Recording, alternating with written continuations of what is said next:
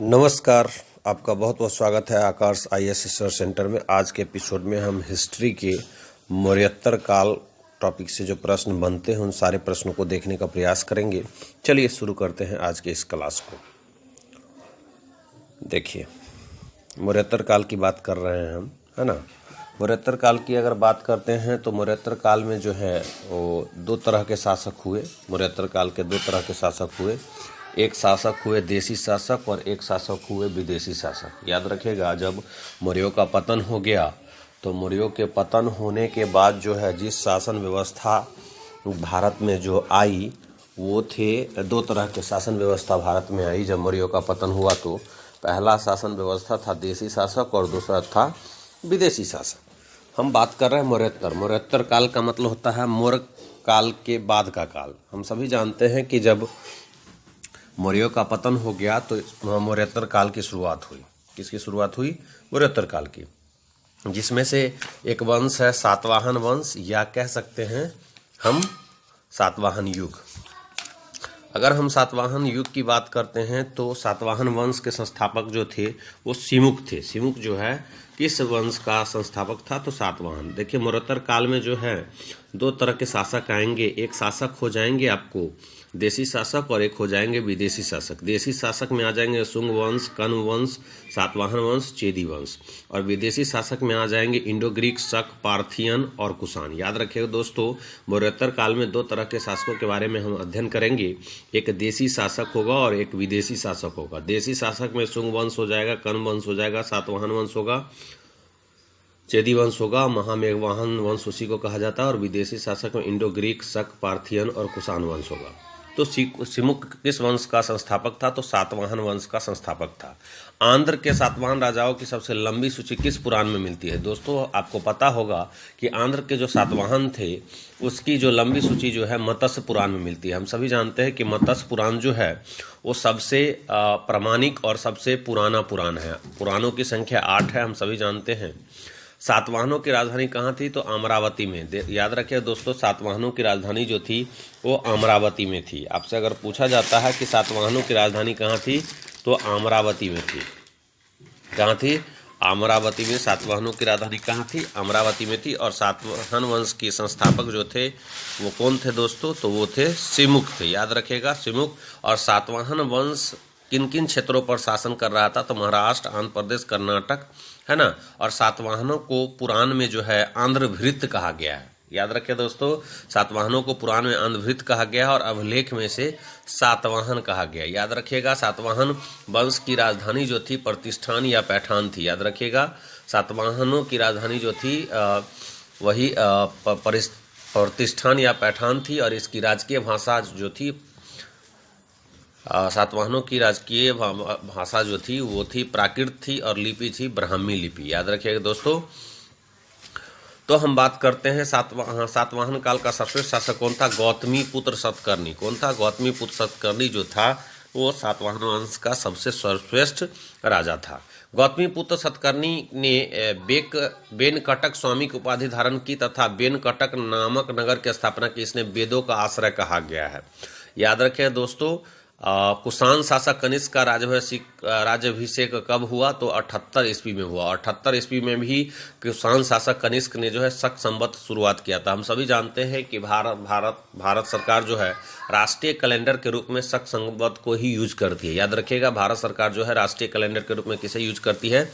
शक संवत को ही यूज करती है। कुषाण शासक कनिष्क का राज्याभिषेक कब हुआ? तो 78 ईस्वी। और 78 ईस्वी में ही कुषाण शासक कनिष्क ने क्या किया था? शक संवत का प्रारंभ किया था। और शक संवत को ही भारत का जो है राष्ट्रीय कैलेंडर माना जाता है।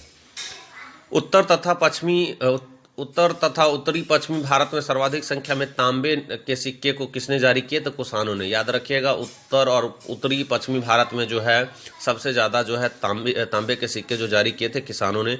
विक्रम एवं शक संवत में कितने वर्षों का अंतर है? तो याद रखिए, जब हम विक्रम और शक संवत के बीच का अंतर मिलाते हैं तो दोनों को जोड़ दिया जाता है। 78 में अगर आप 57 जोड़ दीजिएगा तो 135 वर्षों का अंतर है। याद रखिएगा, विक्रम और शक संवत में हम जानते हैं विक्रम संवत जो है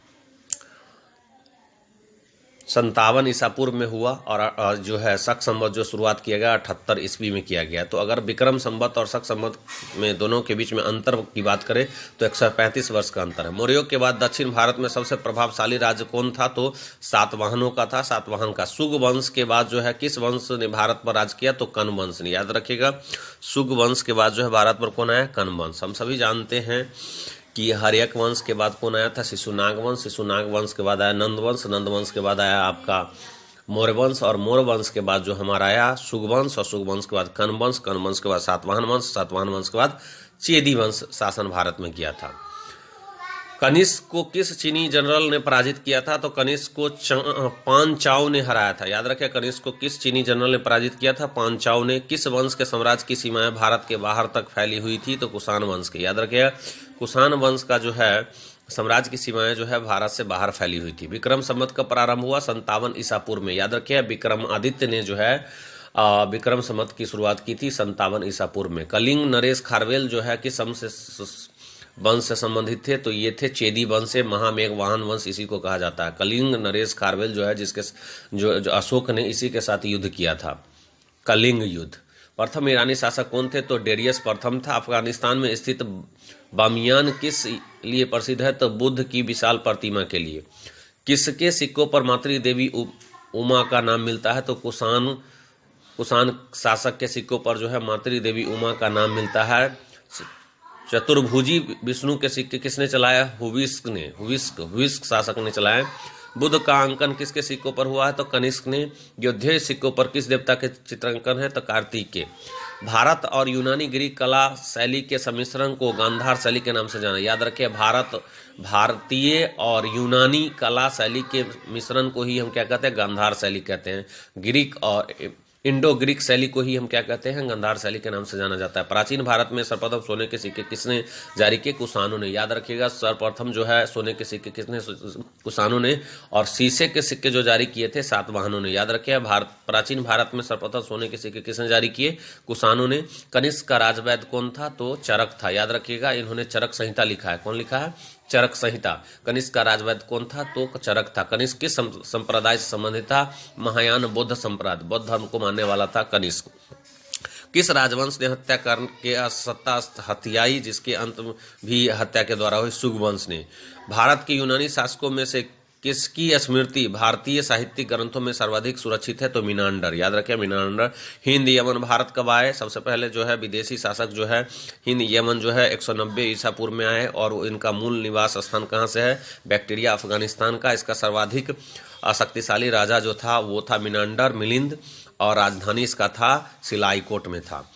शक जो आए 90 ईसा पूर्व में सीरिया ईरान से आए। इसके शासक थे नहपान। और महाराष्ट्र में प्राप्त अभिलेखों तथा सातवाहन अभिलेखों में उल्लेख है इसका। पार्थियाई जो आए पहली शती ईसा पूर्व के अंत में आए। ये सब विदेशी शासक है। पार्थियाई ईरान से आए। गोंडो फर्निज इसके शासक हैं।